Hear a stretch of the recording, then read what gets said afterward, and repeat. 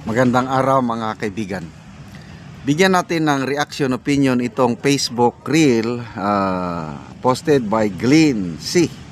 Tungkol ito sa patotsada ni Ted Filon at DG Chatcha kay Secretary Vince Dizon, yung kanyang nakakabinging katahimikan. Bakit biglang tumahimik ang dating always ready, available, nagsasalita na Vince Dizon ngayon tahimik na? Bakit? O ito, pakinggan natin si Ted Filon. Ang katahimikan ni Vince Dizon, pansin po nito, maaari pong isipin ng iba, pero kayong sinusunod na script. Script. Kasi usually react agad yan eh. As a matter of fact, sa ICI, di ba yung mga galaw ho doon, akala mo taga-ICI din siya. Kung magsalita siya, di ba? Ito ay mabilis mag-react sa media at magbigay ng panig ng kagawaran ng gobyerno. Pero ngayon, kapansin-pansin po ang kanyang katahimikan. Kung ikaw rin si Vince Dizon sa mga panahong ito, mahirap yan kung sa kalooban mo, gusto mong isiwalat ang lahat na nalalaman mo. Oo. Tapos hindi mo pwedeng gawin. Hindi mo pwedeng gawin kasi may... Alanganin ka rin kung Kasi gagawin may mo. script kayo. May script. Na gusto mong sundan.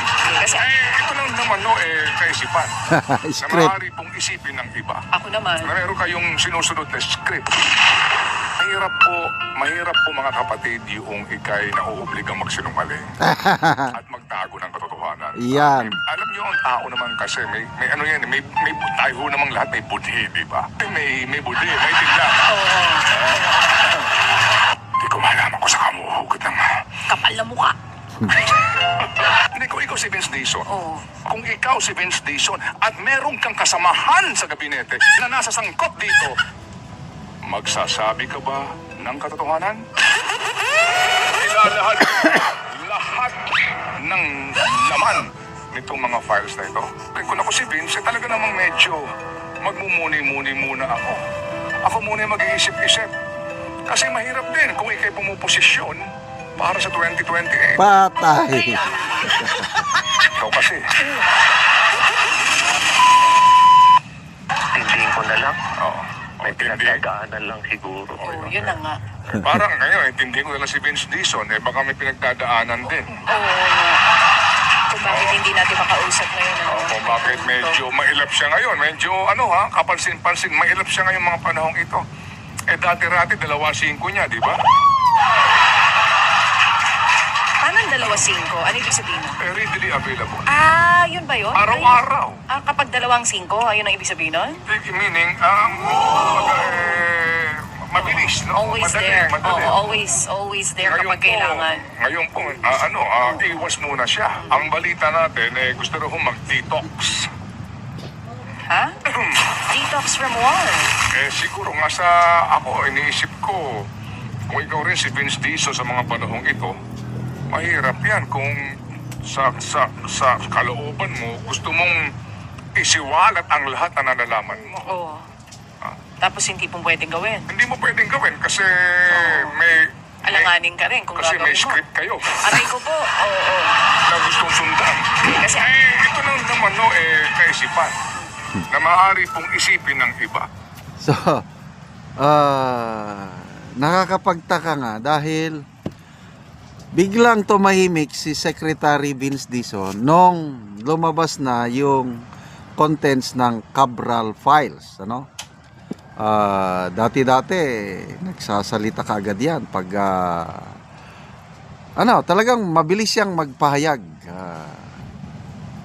tungkol sa kinakasangkutang anomalya itong flood control. Nagsasalita mabilis. Ngayon wala na. Mula nung lumalabas sa Cabral files na may mga pangalan ni First Lady Lisa Araneta Marcos, may 100 million na budget insertion sa DPWH budget 2025. Then pumapangalawa merong ES. Sino ba yung ES? Alangan naman Anday Sara. Alangan naman Eli Soriano. Nag-isa lang ang ES sa Malacanang. Meron pang SAP. SAP. Sino ba yung SAP? Pwedeng Special Assistant to the President pwede ring Secretary Amina Pangandaman. Diba? At according to Senator Lacson, hindi daw bababa sa 5 na cabinet secretary ng Pangulong Marcos Jr. ang nasasangkot na isama doon sa Cabral Files. Cabinet secretary pa lang yan, hindi pa kasama ang mga undersecretaries na nagsingit din. So, ito na ngayon. Lalo silang nabubulgar, nabubuking. Cabral Files, sinasabi ni